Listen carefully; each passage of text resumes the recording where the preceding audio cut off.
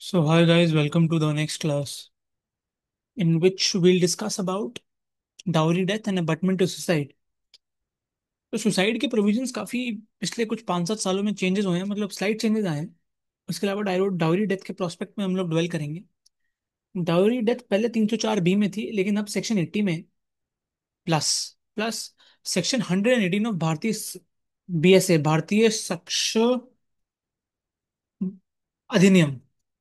ठीक है, वो एस मुझे याद नहीं आ रहा है, बट BSA का जो एविडेंस एक्ट है अपना, उसके सेक्शन 118 में प्रिजम्पशंस लिखी हुई हैं इन रिस्पेक्ट टू डायोरी डेथ। अब वो प्रिजम्पशन क्या क्या है, हमें पहले वो भी समझनी पड़ेंगी। ठीक है। प्रिजम्पशन में आ, प्रिजम्पशन सबसे पहले एक बहुत ही पावरफुल टूल होता है in respect to understand that if the problem which we are facing is dowry death और not. So once the prosecution proves its case with regard to the basic ingredients of Section 80, the court presumes, by deemed fiction of law, that the husband or relatives complained of have caused a dowry death। मैं सरल भाषा में आपको समझाने की कोशिश करूंगा। ठीक है। सबसे पहले सेक्शन 80 के इंग्रेडिएंट्स हम लोग समझेंगे। उसके अलावा सेक्शन 118 प्रिजम्पशन BNS का प्रोस्पेक्ट हम समझने की कोशिश करेंगे। ठीक है। उसके अलावा there is this case of Satbir Singh versus state of Haryana. मैं लिख देता हूँ, Satbir Singh versus state of Haryana. इसके केस में गाइडलाइंस दी हुई हैं कि कब एक डाउरी डेथ है। ठीक है। आ, पहले हम देखते हैं सेक्शन 118 ऑफ BSA के जो की फीचर्स हैं। मैंडेटरी प्रिजम्पशन है इसमें। First is what? Mandatory presumption. It is found it if foundational facts are proved, the court must presume the accused caused dowry death. If the death is within 7 years of marriage and it is dowry related cruelty or harassment which was done soon before death, right? तो उसमें ना prospect लिखा हुआ है shell presume. तो उसको मद्देनजर रखते हुए हमें ये सारी चीजें करनी है, right? But this presumption is rebuttable।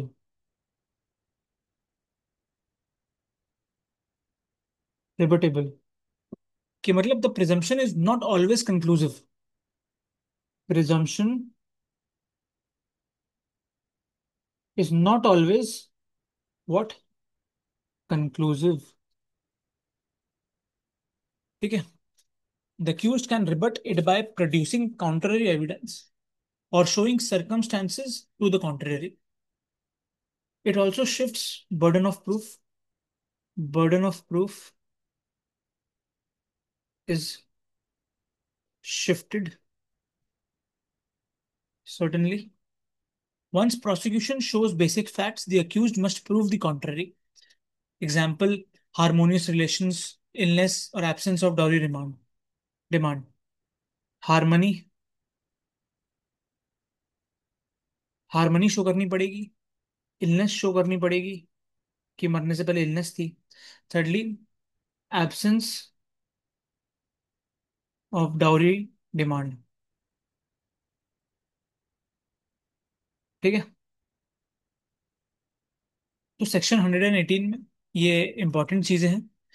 It is all to further elaborate it, under section 118 of the भारतीय साक्ष्य अधिनियम, when a woman dies within 7 years of her marriage and there is evidence that she was subjected to cruelty or harassment by her husband or his relatives for or in connection with any demand for dowry soon before her death, 118 of BSA will apply. What are the key features? We have already just discussed them. It is a mandatory presumption in it. It is certainly debatable. Thirdly, burden of proof is shifted to the accused, because वो prove करना है कि harmony थी, illness थी, या absence of dowry demand थी या नहीं थी।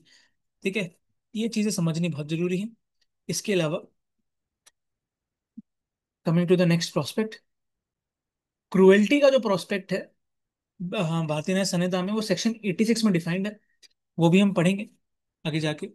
दो केसेस हैं, Shanti versus Haryana. It explain the ingredients of 304B, death caused by burns और bodily इंजरी और otherwise under unnatural circumstances other than an accident. ये डाउरी डेथ के अंदर आ सकती है। Such death should have occurred in 7 years of marriage, बता दिया मैंने आप लोगों को। Must have subjected to cruelty और हरेसमेंट सून बिफोर डेथ, ये भी मैंने आपको बताया अभी। सच क्रुएल्टी और harassment related to a demand for dowry. ठीक है। Then Ram Badan versus Bihar, by virtue of the presumption of 113B of evidence act. ये प्रिजम्पशन वाला जो सीन था पूरा मैंने आपको बताया, 118 में जो है, husband is deemed to have committed the dowry death if there was such cruelty और हरेसमेंट। ठीक है, इस पूरे प्रोस्पेक्ट में अगर क्रुएल्टी और हरेसमेंट होगी तब डाउरी डेथ डीम प्रूफ हो जाएगी। होमिसाइड और suicide can be deemed as the death occurring otherwise in normal circumstances. इस बात का ध्यान रखना है। कंपैरिजन विद 85 और 498 है जो क्रुएल्टी का प्रोस्पेक्ट था। It is also explain in Shanti versus Haryana. Both deal with distinct offences, both are not mutually exclusive, and they having regard to their common background, one has to apply the same meaning of cruelty or harassment as found in explanation under 498A, which cruelty itself under which cruelty itself is an offense. Under 304B, the offense should have been committed within 7 years of marriage, but there is no such limitation in 498A, which is cruelty. Person acquitted under 304B can still be convicted under 498A even without the charge being there if such a case is made out। मतलब 304B में अगर कोई convicted है तो वो 498A में भी convict होगा। बट 498 ए का प्रोस्पेक्ट काफी चेंज हो चुका है पिछले कुछ सालों में। ठीक है। डाउरी डेथ का मैंने आपको प्रोस्पेक्ट बता दिया। ठीक है, इसके अलावा प्रिजम्पशन था, यही दो चीजें इंपॉर्टेंट थी। ठीक है। सुसाइड का एक PYQ है। ठीक है, और एक क्रुएल्टी का भी था 2014 में, इसलिए मैंने आपको बताया है दोनों में क्या डिफरेंस है, क्या पता आ जाए। पर ये लॉ के एग्जाम्स जो होते हैं ना, BLLB वाले, उनमें तो आते हैं, जो हमारे लॉ स्कूल्स में होते हैं ना, उनमें तो इन सब पे क्वेश्चन आता है। 5 नंबर का आ जाए, लेकिन आता जरूर है। अब हम पढ़ेंगे अबेटमेंट टू सुसाइड। सेक्शन 108 में, those who aid and abet the commission of suicide may be punished under this section. Abetment का मतलब आपको पता है, अब आप मुझे कमेंट में लिख के बताइए, जो मैंने आपको पढ़ाया है already. If a person kills another person at their request और with their consent, they are guilty of homicide by consent, which is under section 300 exception 5। Homicide से तो है ही, मारा तो है, इसका ध्यान रखना है। The cases of physically assisted suicide and mercy killing are covered under section 100, not in section 108। Mercy killing का जो प्रोस्पेक्ट है वो सेक्शन 100 के अंदर इन्वॉल्व है। Section 117 of BSA, if it is shown that the wife has committed suicide within 7 years of marriage and that the husband relative had subjected them to cruelty, there will be presumption of abatement of suicide by husband or relatives। खुद से नहीं, husband और relatives से abatement के through होगा। Case law है, those who assist Hindu widow to become a sati by chanting mantras as she walks into the pyre would be guilty of abatement to suicide। देखिए, सती जब जब होती थी तो सती के अंदर जब एक फीमेल आग के अंदर जाती थी, उसको हम पायर बोलते थे। तब लोग मंत्र बोलते थे। वो अगर कोई बोलेगा तो वो भी अबेटमेंट टू सुसाइड के अंदर कन्विक्ट होगा, जिसका प्रिजम्पशन भी हमने लिखा हुआ है 117 BSA में। Abetment of suicide through demand of dowry, right. Punjab versus Iqbal, state of Punjab versus Iqbal Singh का केस है। The dying declaration of the deceased who set herself and her 3 children ablaze stated that her husband was demanding additional dowry from her and used to ill-treat her under the influence of alcohol। She also mentioned that her mother-in-law and sister-in-law had on occasion attempted to kill her by pouring kerosene over her, but their plan fail. इसमें क्या held हुआ?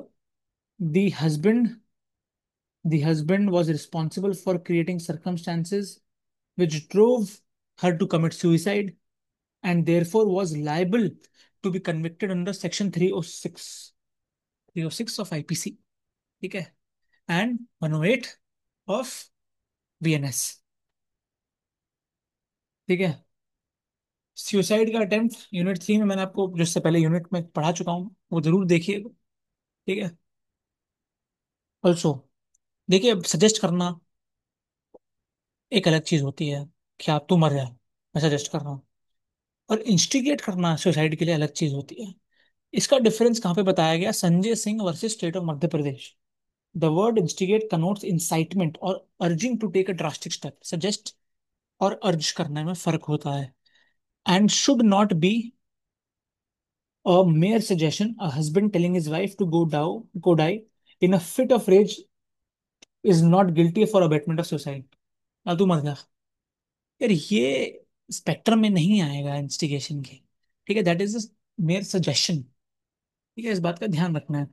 Satveer Singh versus state of Punjab, if we read section 306 versus 113 है, जो अब change हो चुका है। किसमें 306 क्या है बताइए?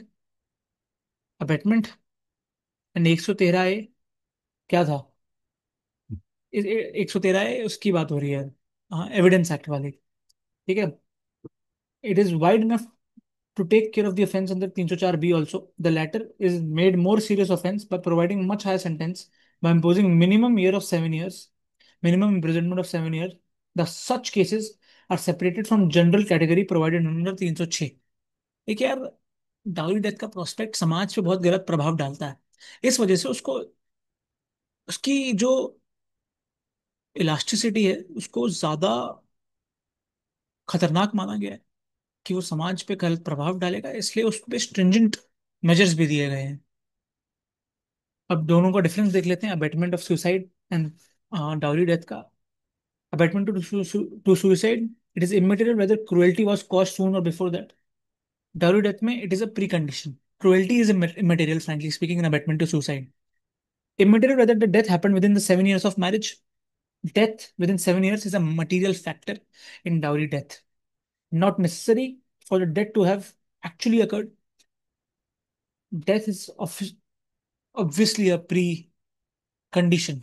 अबेटमेंट में क्या पता ना भी हो डेथ, राइट, ये सिर्फ सुसाइड से डील करता है। It covers unnatural death as well. इसमें कोई मिनिमम पनिशमेंट नहीं है। इसमें मिनिमम पनिशमेंट कितनी है? 7 साल की है ही है, ठीक है। इसलिए समाज पे मैंने आपको क्या बताया, ज्यादा गलत प्रभाव डालता है, इसलिए ये चीज लिखी गई है, right. So this is it for dowry death. Hope you understood it, I hope so. And don't forget to like and subscribe. Have a great day ahead guys, bye bye.